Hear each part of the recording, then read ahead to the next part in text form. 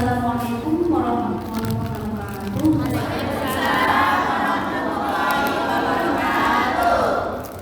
Alhamdulillahirabbil alamin wassalatu wassalamu ala asyrofil anbiya'i wal mursalin wa ala alihi wa sahbihi ajmain. Raditu billahi rabbil bil islami dinan wa Muhammadin wa nabiy wa rasulah.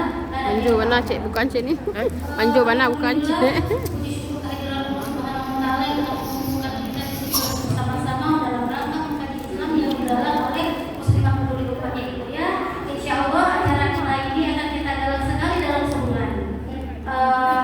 Oleh karena itu kemungkinan besarnya kita akan tetap mengundang ibu-ibu sekalian dalam rangka mengikuti kajian kita, karena memang bagaimanapun yang namanya mengkaji Islam itu adalah wajib. Baiklah ibu-ibu, tanpa memperpanjang waktu,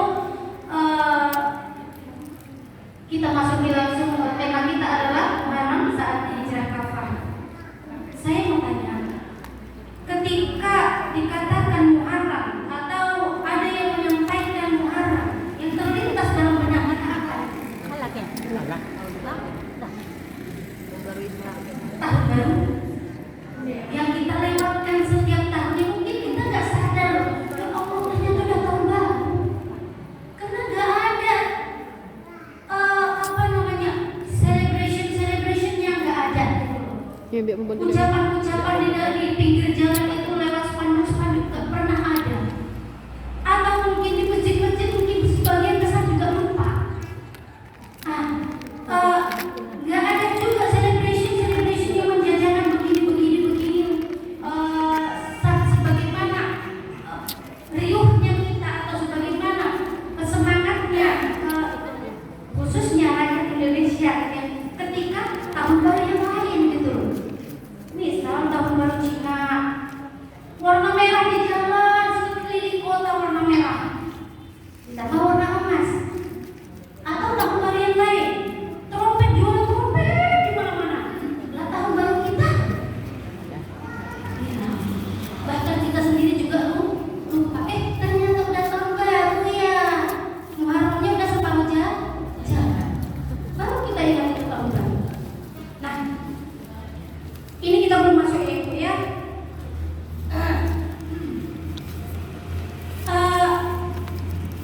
Kenapa tahun baru hijrah itu diawali dengan Muharram? Kenapa yang lain sih dari Rajab kek gitu ya kan? Kenapa harus dari Muharram? Apakah itu dari awal-awalnya memang Muharram? Sejak awal-awalnya dalam masyarakat Arab jahiliyah itu memang bulan awal itu adalah Muharram? Tidak ternyata.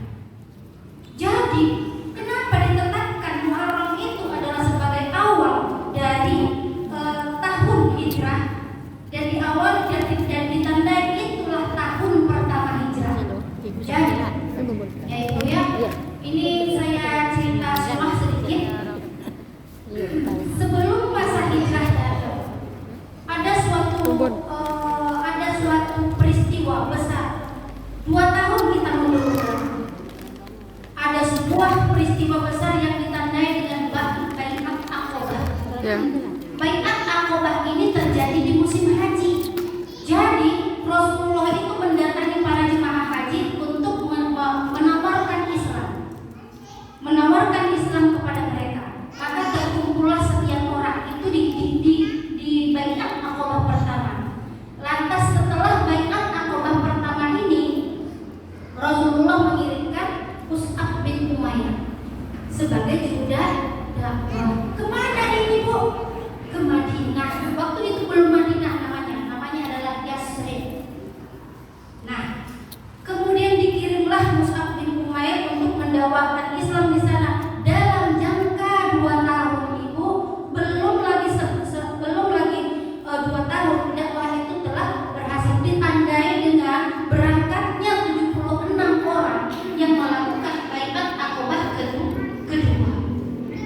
Jadi di tahun sebelum 2 tahun mundur ke belakang Bai'at Aqabah pertama, kemudian 1 tahunnya itu lagi Bai'at Aqabah kedua, maka setelahnya itu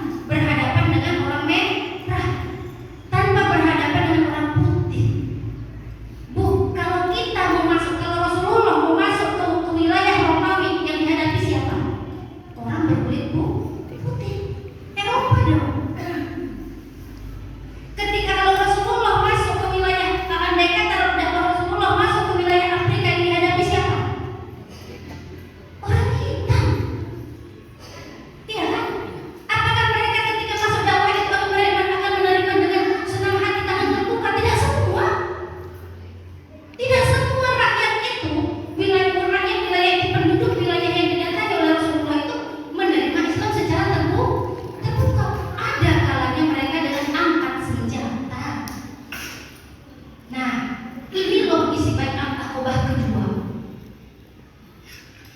Hingga Rasulullah yakin kalau orang-orang yang ada di Madinah adalah orang-orang yang kuat, siap bersama Rasulullah dalam kondisi apa? Andai kata panggilan jihad itu datang tengah malam, maka tengah malam itu juga mereka akan keluar bersama. Nah, disebabkan keyakinan inilah tadi kondisi Madinah sudah kondusif, kondisi Yastrib sudah kondusif, maka Rasulullah keluar dari Madinah. Kapan keluarnya? Malam Bu. Apakah dengan senang hati, dengan mudah jadi utusan? Tidak. Dihalangi oleh kafir Quraisy. 10 orang kafir Quraisy itu berdiri di depan pintu rumah Rasulullah. Andai kata itu yang mau keluar itu orang yang biasa, maka tidak akan bisa. Kalau bukan karena pertolongan Allah, maka tidak akan bisa. Maka tempat Rasul sebelumnya itu memang dalam sirah dikatakan Jibril datang menemui Rasulullah mengatakan berangkatlah hari ini juga, malam ini juga. Maka Rasulullah berangkat waktu itu karena memang sudah ada perintah dari Allah. Artinya perintah ini juga tidak akan datang kalau kondisi Madinah juga tidak kondusif gitu loh. Intinya Bu, indikator tidak terpenuhi, maka hukum asbabnya juga tidak ada. Kalau indikator penegakan syariat itu tidak terpenuhi secara sempurna, mustahil perintah hijrah itu juga akan datang. Tapi perintah hijrah ini adalah hijrah dari kondisi kondisi masyarakat jahiliyah kepada kondisi masyarakat Islam. Jika itu indikatornya tidak terpenuhi, tidak akan mungkin datang perintah hijrah. Buktinya, ketika tidak terpenuhi sebelum masyarakat Yastrib menjadi masyarakat Islam, maka perintahnya ada. Rasulullah tetap akan diperintahkan di Madinah. Nah, kemudian berangkatlah Rasulullah malam itu ditemani sahabatnya. Tempat tidurnya digantikan oleh Ali. Begitu ya Bu peristiwanya ya? Iya kan? Yang baca sirah itu begitu peristiwanya. Maka tempat Rasulullah itu digantikan oleh Ali. Kemudian ketika mereka terbangun dari sadarnya mereka, tidur mereka, ternyata Allah buat tidur mereka hingga Rasulullah berhasil keluar dari pintu rumahnya. Ketika mereka tersadar, terbangun dari tidurnya, Rasulullah sudah tidak ada. Dilihat masuk mereka ke dalam rumah, kemudian disingkap selimut itu, yang ada ternyata Ali. Dan kebiasaan masyarakat Madinah, mereka nggak mau lewat dari target. Intinya kalau Muhammad adalah target, maka mereka nggak mau menjadikan orang lain menjadi target. Oh ya udah, kalau sekarang ya kan tak ada Muhammadnya, Alinya pun jadi. Enggak, mereka nggak seperti itu. Jadi kalau Muhammad yang jadi target, maka harus Muhammad yang dapat. Nggak bisa digantikan dengan Ali. Maka selamatlah Ali. Nggak jadi. Nah, ini peristiwa hijrahnya. Kemudian dikejar Rasulullah itu bersembunyi di gua Sur. Pintu gua itu tertutup oleh laba-laba sehingga orang yang mengejarnya menyangka bahwa tidak ada Rasulullah di sana. Hingga selamatlah Rasulullah sampai ke Madinah. Inilah yang menandakan peristiwa hijrah. Nah, ini baru pembukaan kita ya Bu. Belum masuk ke isi. Ya, inilah yang menandakan peristiwa hijrah. Sejak saat itulah ditandai sebagai satu hijrah, satu Muharram di tahun hijrah. Namanya tahun hijrah, makanya kita katakan tahun hijriah ya Bu. Andai kata tidak ada peristiwa hijrah di situ, apakah namanya tahun hijriah? Mungkin lain namanya. Ya kan, kalau bukan peristiwa hijrah di sana. Ini mengingatkan kita bahwa pentingnya sebuah hijrah, apalagi hijrahnya Rasulullah. Jadi tidak hanya kita rayakan dengan celebration makan bersama, bakar-bakar bersama seperti layaknya yang lain.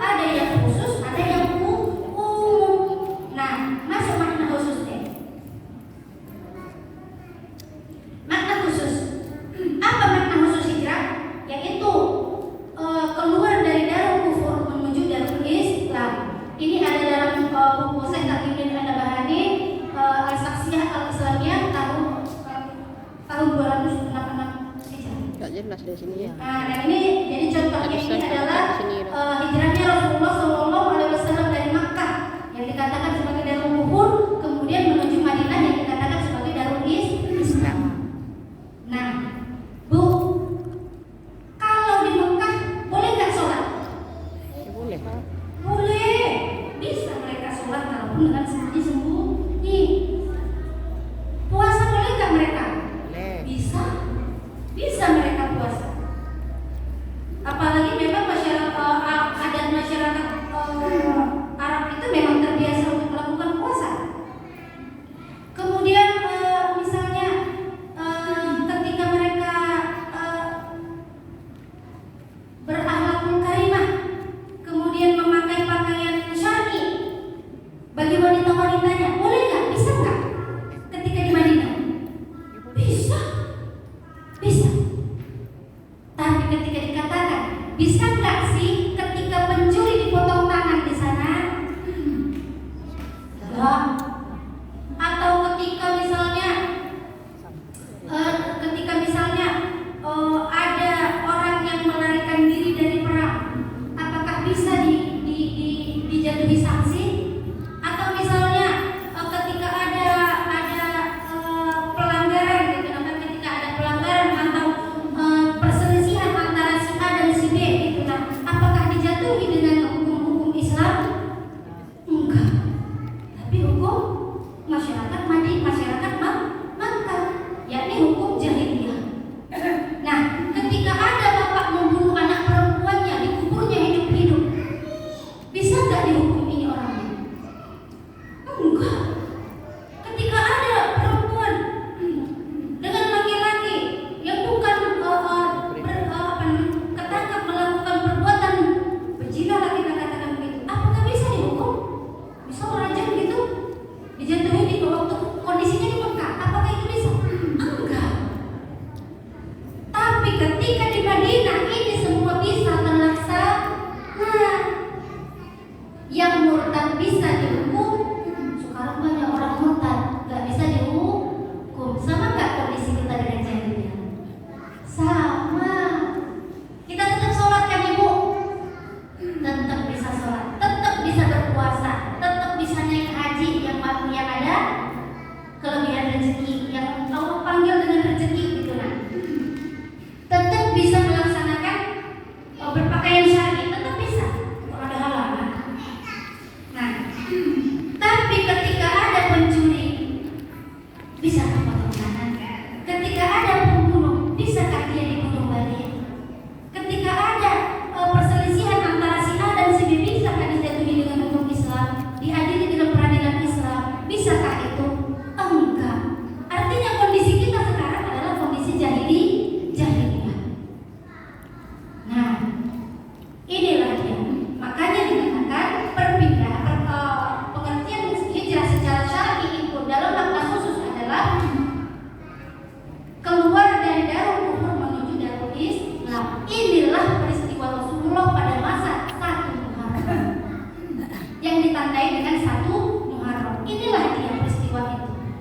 Di Madinah nggak bisa, di Mekah nggak bisa dilaksanakan hukum-hukum Islam itu secara tanpa, tapi di Madinah bisa. Nah, itu dia Bu. Mau nggak kita aja. Kemudian ada makna umum ini ya juga sama seperti tadi, berarti meninggalkan segala sesuatu yang dilarang oleh Allah. Nah, ini juga hijrah, ini udah kita bahas tadi. Yang kemarin itu nggak beruntung, sekarang beruntung. Yang kemarin itu nggak berpakaian syar'i, sekarang berpakaian syar'i. Jadi Ibu janji sama saya mulai sekarang jangan pakai pakaian syar'i itu cuma kajian doang, ya kan? Bisa ya Ibu ya? Mulai dari sekarang ini kita tandai sebagai proses hijrah kita. Mulai dari sekarang kita nggak cuma pakai pakaian syar'i kita ini dalam kondisi ngikutin kajian doang, tapi kemana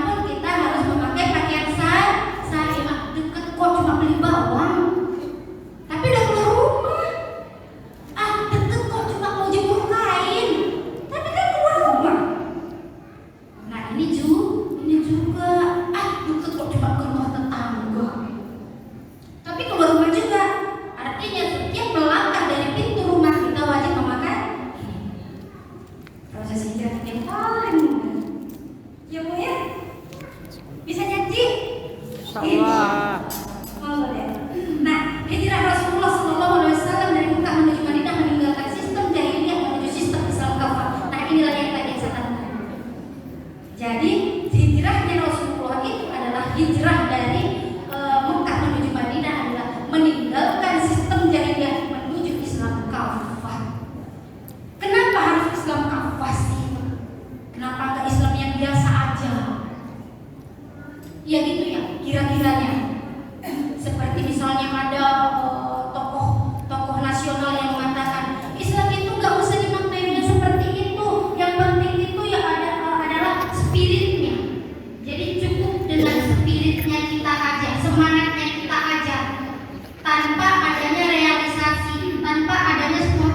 Namanya realisasi itu membutuhkan bukti Ibu. Jadi kalau kata Allah asyariku wasyarikatu faktum aidiyahuma, pencuri laki-laki pencuri perempuan maka potonglah tangan keduanya. Kenapa masih banyak pencuri? Karena nggak pernah dipotong tangannya. Iya, logika kan? Pezina laki-laki azariyatu wazariyatu fajridu aiduhuma, maka pezina laki-laki dan pezina perempuan maka jilidlah keduanya. Kenapa sekarang kita pezina? Bukan cuma muhsan yang melakukan, tapi muhsan juga. Artinya apa? Karena memang pezina itu kalau ketangkep basah dikawin kan, makin enak dong. Harusnya dijilid 100 kali bagi yang lajang dengan bagi yang lajang yang belum pernah menikah. Dijilid 100 kali. Bu, memanglah jilid itu tidak boleh mengangkat tangan begini memukulnya, tapi beneran putra Umar sampai meninggal loh karena dijilid. Nah, jadi bukan gampang dijilid itu juga ya. Malunya lagi depan orang tuh. Nah, kalau udah macam dirajam kayak Gomedia. Nah, kalau bukan rasa nggak ada kita menyampaikan keimanannya Gomedia lah ya. Yang dia itu ya Rasulullah itu berzina katanya. Mungkin apa kata Rasul balik dan dulu mungkin kok cuma bermesra-mesraan saja. Enggak ya Rasulullah, aku memang berzina. Balik dan dulu. Habis itu balik lagi dia. Ya Rasulullah, jilidlah aku telah berzina. Apa buktinya? Aku udah hamil. Nah, itu kata Gomedia. Habis hamil kemudian balik lagi dulu. 9 bulan ibu dia menunggu eksekusi. Bisa kabur nggak Bu? Kalau kira-kira kabur aja deh. Bisa Bu, kalau memang mau. Bisa loh. Tapi Gomedia nggak mau. Dia takut sama Allah, masih tetap menunggu Rasulullah untuk melakukan jilid, untuk melakukan rajam. Setelah 9 bulan, ya Rasulullah rajamlah aku. Ini anak udah lahir kan, baliklah dulu, susukan sampai dia bisa makan. Menyusui itu berapa tahun Bu? 2 tahun. 2 tahun. Kalau Gomedia mau kabur pergi ke wilayah Syam, Rasulullah gak bakalan ngejar. Balik ke Cina juga ya langsung aja kan, ini bahasa kasarnya gitu kan, gak gitu juga. Atau Rasulullah mengerahkan tentara tangkap itu gitu dan juga. Dia bakalan dikejar juga sama Rasulullah karena itu urusannya juga dengan Allah, gak bakalan lepas. Nah, ini adalah perubahan dari sistem jahiliyah menuju sistem Islam kafah. Nah, intinya itu tadi Bu, kenapa makin marak perzinahan? Karena memang tidak pernah perzinahan itu dijilid, apalagi dirojam. Masuk akal kan? Kenapa makin marak korupsi? Makin banyak koruptor. Jadi bukan orang yang di atas-atas saja, bahkan sampai ke tingkat yang paling bawah juga melakukan hal yang sama. Dikarenakan memang harta gulul tidak pernah dijadikan sebagai masalah. Nah,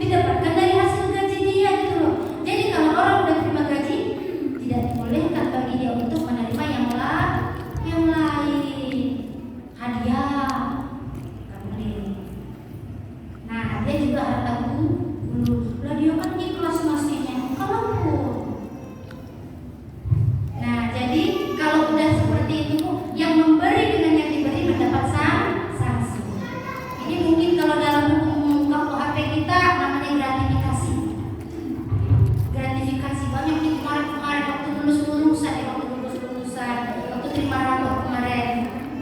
Ini tetap dianggap gratifikasi. Kan cuma 50.000. Udah dididiknya anakku selama setahun.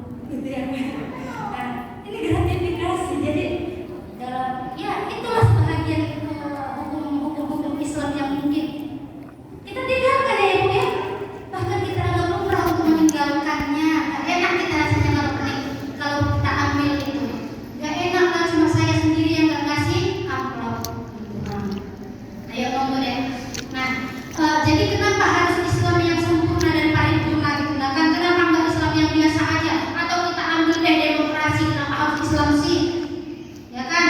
Kenapa harus kita ambil Islam itu sebagai tujuan hijrah kita? Kenapa nggak kita jadikan sebagai politik Montesquieu gitu? Atau mungkin sosialisme atau mungkin fasisme yang pernah jaya di tahun 1930-an ya? Ya 1930-an itu juga pernah jaya gitu kan, lah fasisme. Kemudian atau kenapa nggak kita ambil kayak sosialisme gitu kan? Kenapa nggak itu? Kenapa harus Islam?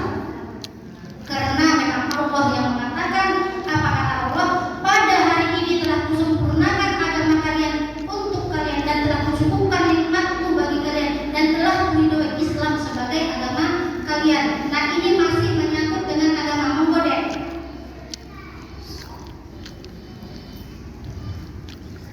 Nah itu masih tentang agama. Agama kita itu tidak hanya mengatur ibadah yang Ibu ya, tidak hanya mengatur puasa zakat dan tidak hanya mengatur masalah ibadah haji doang, tapi di sini juga mengatur seluruh sendi-sendi kehidupan kita. Maka apa kata Allah dalam surat Al-Baqarah 208? Hai orang-orang beriman, masuklah kalian ke dalam Islam secara keseluruhan dan janganlah kamu mengikuti langkah-langkah setan. Sungguh ia adalah musuh yang nyata. Ini Bu. Masuk ke dalam Islam secara keseluruhan. Jadi kalau bukan Islam secara keseluruhan, artinya selain dari Islam yang secara keseluruhan, dia adalah langkah-langkah setan. Jelas dulu. Andai kata kita mengambil selain Islam, maka yang kita ambil adalah pastikan sebagai langkah setan. Apa yang barusan saya bilang? Contohnya fasisme, sosialisme, kapitalisme, leninisme, komunisme. Mungkin sekarang juga termasuk apa yang ada di dalam negeri demokrasi. Demokrasi bukan dari Islam. Demos dan Kratos. Ya Allah, demos dan Kratos emang ada Islam-Islamnya? Ada Islam-Islamnya enggak kan? Demos dan Kratos itu bahasa Yunani Ibu. Masa sih kita bilang itu berasal dari Islam? Jelas-jelas itu dari negerinya Aristoteles, negerinya Dewa Zeus, negerinya siapa? Dewi Bulan. Gak ingat lagi. Negerinya Hercules gitu ha. Yang suka nonton zaman-zaman saya dulu film Hercules ya Ibu ya. Yang negerinya itu demokrasi itu berasal dari sana bukan kita. Jadi andai kata Allah yang mengatakan ya Rasulullah saya enggak, Allah yang mengatakan. Jadi kalau kita mengambil selain dari Islam yang secara keseluruhan, maka sesungguhnya kita telah mengikuti langkah-langkah setan. Bu, kalau langkah setan itu kita ikuti, dia akhirnya kemana? Dibawanya ke dalam neraka. Karena itulah janji dia. Ya Tuhanku, jangan engkau masukkan aku ke dalam neraka sementara anaknya Adam itu enak-enak di surga. Maka izinkan aku merayu mereka hingga mereka ada di pihakku. Kan begitu ya. Ini sumpahnya Saiton. Mengajak umat, mengajak anaknya Adam, anak cucu Adam supaya dia ikut kepada iblis. Langkah-langkah setan. Nah, harusnya kita hijrah dari sini Bu. Udah jangan diambil lagi langkah-langkah setan.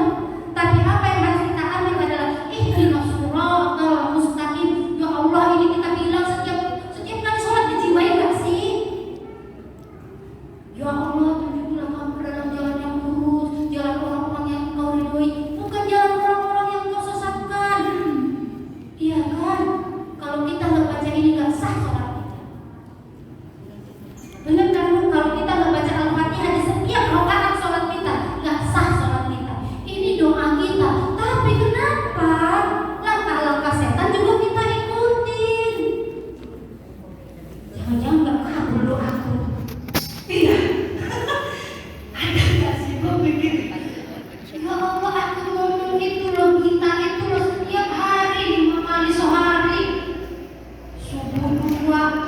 Juhur 4, Asar 4, Maghrib 3, Isya 3, tapi kayaknya masih dolin aja. Iya ya, masih dolin aja kan. Padahal dikatakan walau dolin, bukan langkah-langkah orang yang engkau sesatkan. Tapi ternyata kita masih tersesat. Apa yang menjadikan kita tersesat? Karena kita belum lanjut nih. Karena kita belum berislam kafah, kita belum hidup di dalam apa namanya? Belum hidup di dalam di mana tempat kita itu hidup. Apa sih kalau istilah biologinya deh? Bukan komunitas bahasanya. Habitat. Nah, ini dia yang punya anak SD atau masih ingat ya ibu ya pelajaran dulu menanam nanti ada cucu di rumah. Oma, habitat itu apa?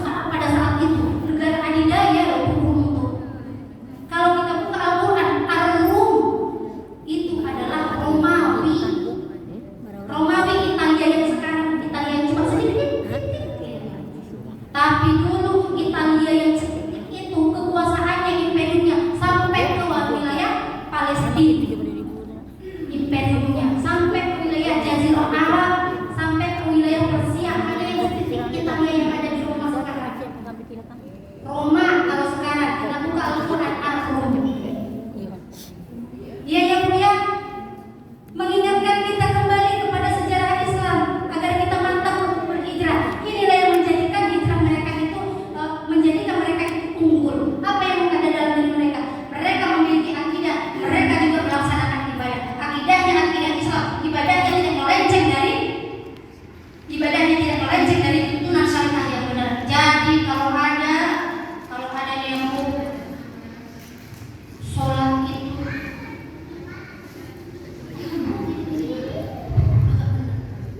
dapat benar kalau ada yang seperti itu. Artinya nggak ada kebenaran. Kemudian ada mereka makan, minum, pakaian yang berakhlak. Mereka juga dengan Islam. Jadi ketika kaum muslimin itu mengambil Islam secara kafah, mereka berpakaian dengan tuntutan syariat, mereka makan dan minum dengan tuntutan syariat. Artinya tidak mengambil barang yang haram, tidak mengambil barang yang syubhat. Kemudian juga mereka berakhlak karimah sesuai dengan tuntutan Islam. Nah, ini masih versi individu. Artinya nggak ada negara pun masih bisa kita makan halal, kita upayakan. Masih kita bisa kita berpakaian saja, kita upayakan. Masih kita bisa kita berakidah Islam, kita upayakan. Nah, ini beda, nggak ada larangan. Insya Allah nggak ada larangan. Tapi ketika di sini ibu, bisa nggak sih ketika kita berjual beli dengan jual beli Islam, kemudian memakai dinar dirham? Kemarin Zain sudah ditangkap gara-gara memakai dinar dirham dalam setiap aktivitas jual belinya. Cuma komunitas loh Bu. Zain itu komunitas, kemudian mereka berjanji, yuk kita bikin jualan-jualan yuk, nanti duitnya pakai ini. Kayak mainan anak-anak sebenarnya, kayak main-main mereka sebenarnya. Tapi itu saja sudah dianggap berbahaya. Ya oh, kalian udah pakai rupiah ya. Pakai dinar dirham dilarang, tapi pakai dolar pernah nggak sih dilarang? Enggak. Pakai euro pernah nggak sih dilarang? Enggak. Pakai yuan pernah nggak sih dilarang? Enggak. Oh, negara kita ini, pemerintah kita kalau udah melakukan utang luar negeri bayarnya pakai dolar. Ketika melakukan transaksi ekonomi ya, bayarnya pakai dolar, bayarnya pakai yuan. Kalau itu ke Cina, ya kan? Kalau itu ke Bank Dunia atau ke IMF itu bayarnya pakai dolar. Emang pakai dinar dirham? Enggak. Emang pakai rupiah? Enggak. Nah, kemudian ketika ada sistem sosial, sistem pidana, sistem pendidikan, sistem politik luar negeri, sistem peradilan, apakah itu dilaksanakan dengan sistem Islam? Enggak. Ada nggak peradilan Islam sekarang? Enggak. Enggak ada kan Bu? Adakah sekarang sistem pidana Islam? Misalnya sistem pidana Islam seperti yang tadi, pembunuh itu jika terbukti dia melakukan pembunuhan berencana dengan sengaja, maka dijatuhi dengan kisos, hukuman yang setimpal. Kisos artinya pembunuh balik bunuh. Kisos itu bukan cuma bagi pembunuh, tangan sama tangan, kaki sama kaki, jilid dengan jilid. Maksudnya aku tadi ditinjunya kontok gigiku 3. Ya, andai kata ya Bu, ada orang yang berantem ditinjunya kontok gigiku 3. Artinya yang melakukan kejahatan tadi harus dikisos jika terbukti dia sengaja. Jadi gimana caranya? Jadi tunjuk lagi sampai rontok giginya 3. Ini namanya kisos. Ya, nah jadi ini nggak pernah terlaksana Ibu, makanya kita sulit banget hidupnya, sakit banget hidupnya. Andai kata kita punya tujuan berhaji, tujuan mulia yang mulia, ibadah yang mulia, menyempurnakan hukum rukun Islam yang kelima. Sulit nggak sih? Sulit. Udah punya duit, ya Allah, masa aku nunggu 30 tahun? Iya, nunggu 30 tahun, nunggu 10 tahun. Sulit. Apa yang menjadikan sulit? Karena kita tidak, sistem hidup kita tidak di sini. Kita nggak hidup dalam habitat kita. Nah, terus apa yang harus kita lakukan, Bu Adik? Terus apa yang harus kita lakukan? Lanjut. Nah, tinggalkan. Gimana caranya ninggalin kok gitu? Kok saya nggak kepikiran ya? Emang harus dengan dakwah seperti ini bisa? Bisa. Rasulullah juga memulai dakwahnya seperti ini, merubah pemikiran masyarakat, melakukan suatu fikir di tengah masyarakat, melakukan dipahami perjuangan politik di tengah-tengah masyarakat. Untuk apa? Mengubah pola pikir masyarakat. Ketika pola pikir masyarakat sudah berubah itu, maka mereka yang akan meminta hukum Islam itu diterapkan pada diri mereka. Tapi kalau nggak ada yang menyampaikan dakwah selengkap kepada kita, emang kita tahu pentingnya berislam kafah? Enggak. Terus kalau udah tahu tidak pentingnya berislam kafah, apa yang harus kita lakukan? Ayo kaji bareng. Ngaji bareng supaya kita lebih memahami Islam kafah itu harus seperti apa. Dengan seperti itu kita nanti menyampaikan kepada anak-anak kita, cucu-cucu kita, anggota keluarga kita, sanak saudara kita, tetangga kita, hingga mereka itu mengikuti kita. Andai kata kaum muslimin melakukan ini semua, maka insya Allah dengan pertolongan Allah, kita lah yang meminta Islam kafah itu untuk diterapkan. Tunja menilai penampilan. Nah, kita yang meminta, sebagaimana orang Madinah pada saat itu. Mereka meminta kepada Mus'ab bin Umair supaya Rasulullah itu berhijrah. Meminta kepada Mus'ab bin Umair supaya Rasulullah itu berhijrah. Dan kemudian Mus'ab bin Umair menyampaikan surat kepada Rasulullah bahwa telah terlaksana sholat Jumat pertama di Madinah. Jadi dulu di Mekah gak ada sholat Jumat ya berjamaah, gak ada.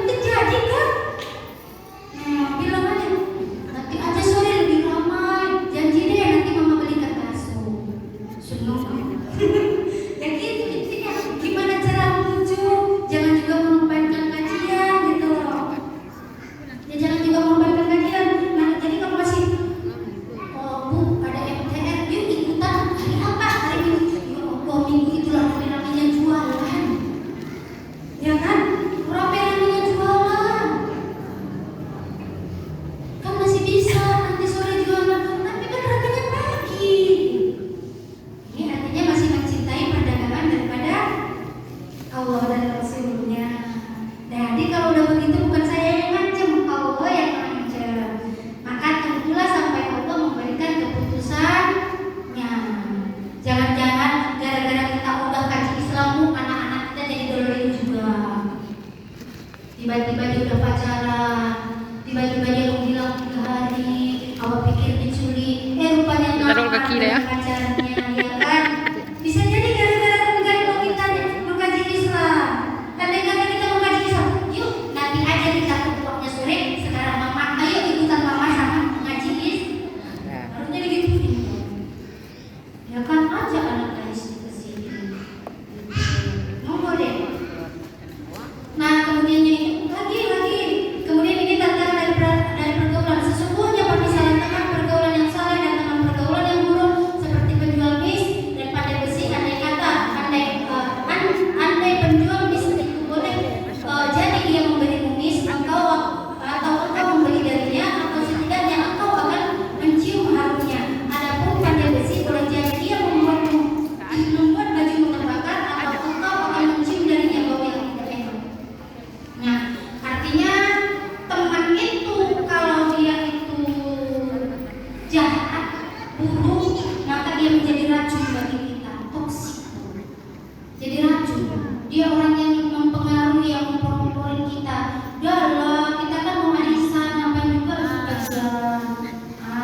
itu. Jadi kalau kemudian kalau pengen hijrah, maka harus siap dari teman. Jangan lupa sama teman yang kemarin juga. Tapi bukan berarti aku sekian dia dengan mereka, ya Allah, aku main sama mereka, Allah, aku kawan sama mereka. Nggak gitu juga. Ngajak. Aku punya teman baru loh, yuk kita datengin bareng. Kan enaknya gitu ya ibu ya. Yuk kita datengin bareng.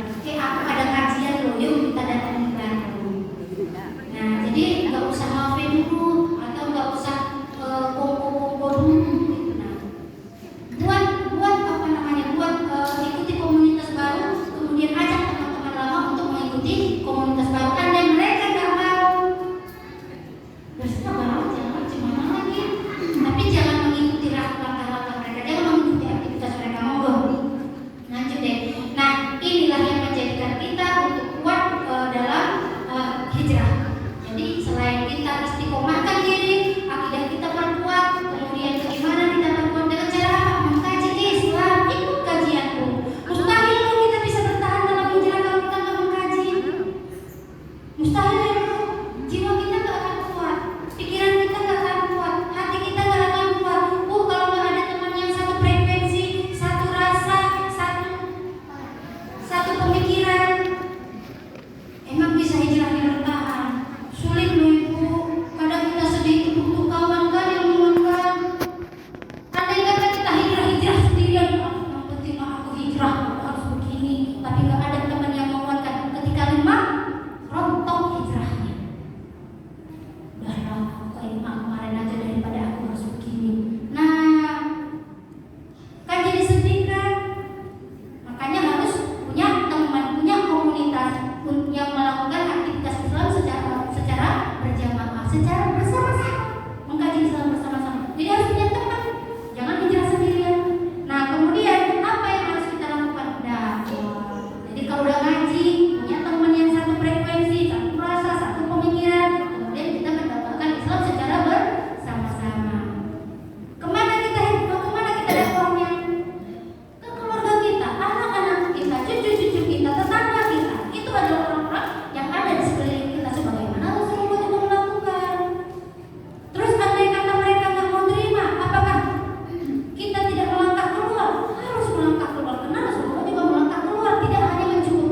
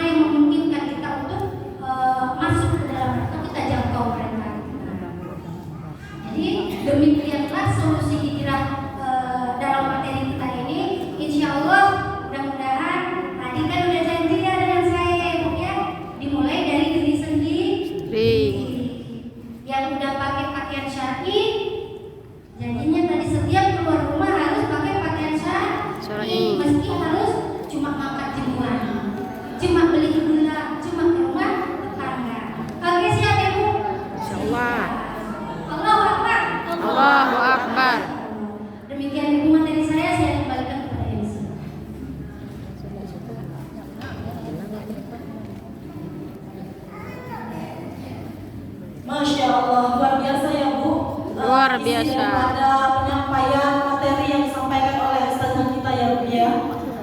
Bu, kira-kira Bu, dari banyaknya penyampaian materi yang disampaikan oleh materi Bu, pasti saya yakin Ibu ini sudah menyiapkan undang-undang yang ingin ditanyakan ya kan Bu. Nah, untuk itu Bu, kami di sini membuka sesi diskusi Bu kepada ibu-ibu yang ingin menanya.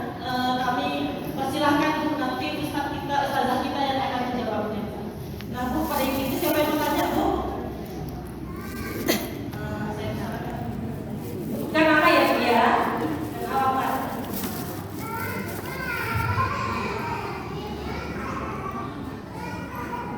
Bismillahirrahmanirrahim.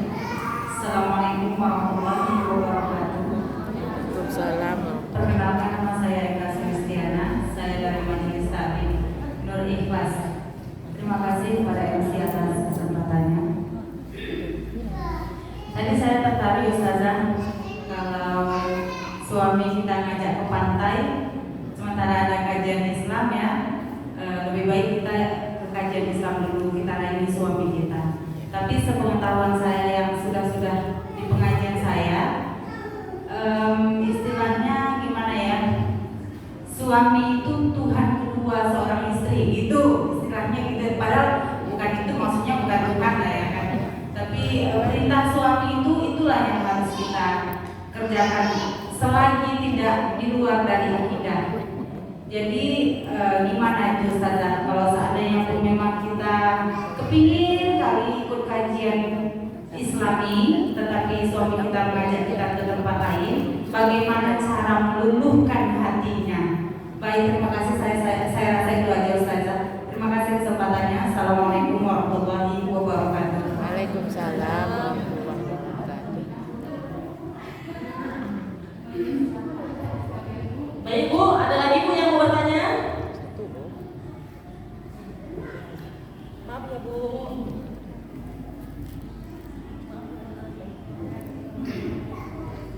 Assalamualaikum warahmatullahi wabarakatuh. Waalaikumsalam. Ini boleh menyimpang sedikit dari tema tadi itu. Kami bertanya masalah ibu-ibu. Kan ada setengah ustaz, setengah ustazah, setengah pula agak berbeda pendapat. Masalah sholat di masjid ini ustazah. Ada setengah pak ustaz, ibu ustazah. Boleh katanya ibu-ibu ini lebih baik di rumah sholat daripada di masjid. Nah, ada pula setengah ustaz, setengah ustazah bilang di masjid kan 27 kali lipat pahalanya daripada di rumah. Nah, jadi kami ibu yang sudah dari dua-dua ini itu ibu mana mau dipilih. Nah, itu masalah. Itu aja yang mau kita tanyakan. Assalamualaikum warahmatullahi wabarakatuh.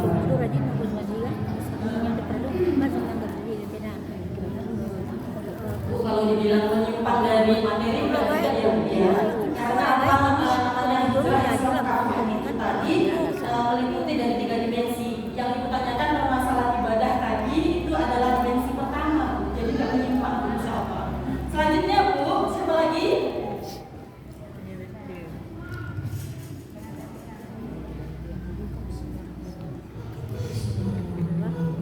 Assalamualaikum warahmatullahi wabarakatuh. Ustazah yang saya hormati, mohon ya.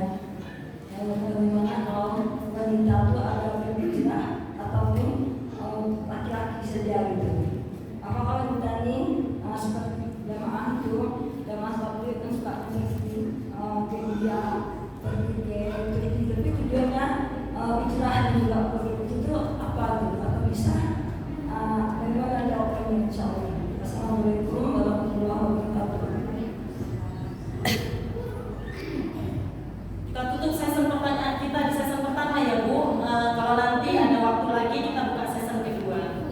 Jadi untuk itu kami persilahkan kepada Ibu Ustazah untuk menjawab pertanyaan dari ibu-ibu jamaah taklim kita.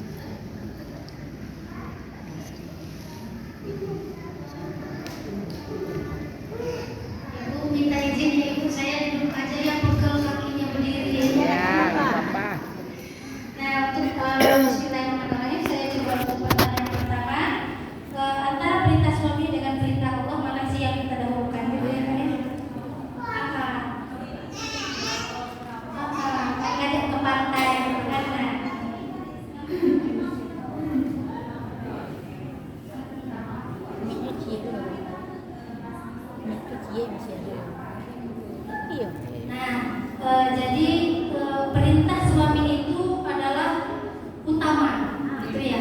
Selama dia tidak memerintahkan kepada yang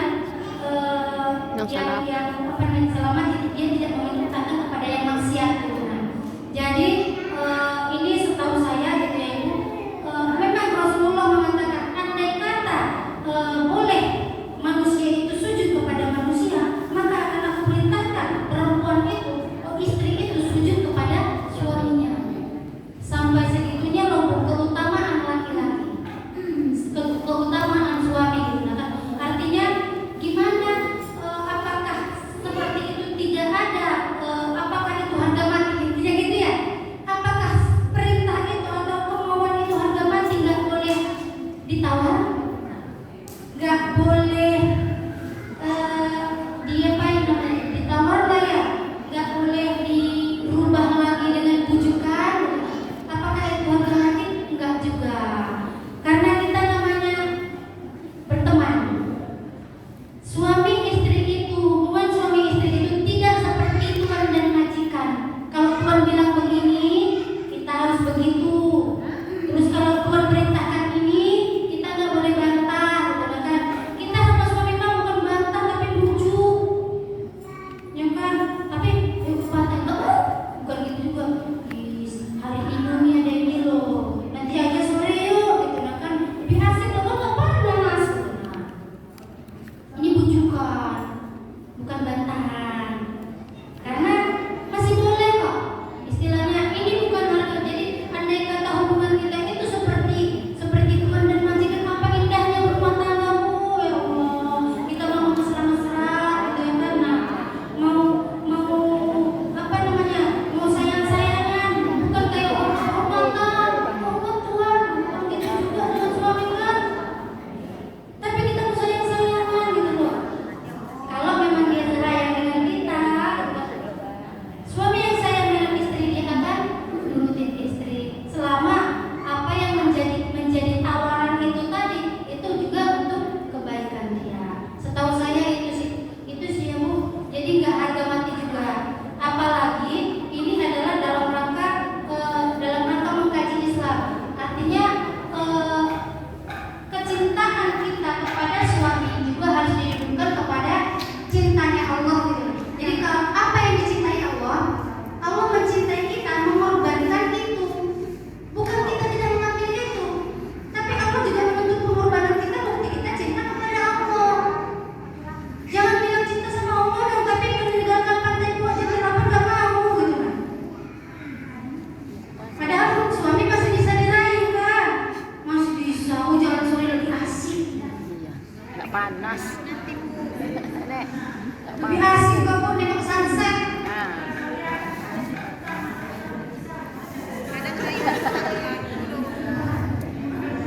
Tapi kan lebih mesra sore, ada sunsetnya. Romantis. Kalau pagi berangkatnya bukan sunset, Iya. sunshine yang ada, bukan sunset yang ada kan. Sunshine sedang matahari terik, kosong, senang, cuma kosong. Astagfirullah. Jadi gitu ya Kak ya. Insya Allah mudah-mudahan untuk kedepannya juga ada kata ditemukan dengan menemukan permasalahan yang sama. Pokoknya pinter-pinter lah, kuasai ilmu bujuk-bujuk. Nah, menguasai ilmu bujuk-bujuk, menguasai ilmu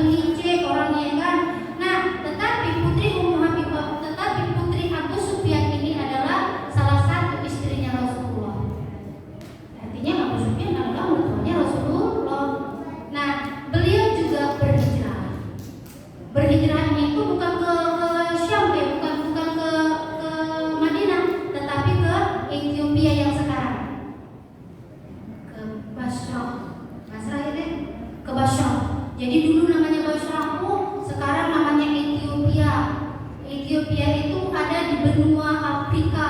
Jadi bayangkan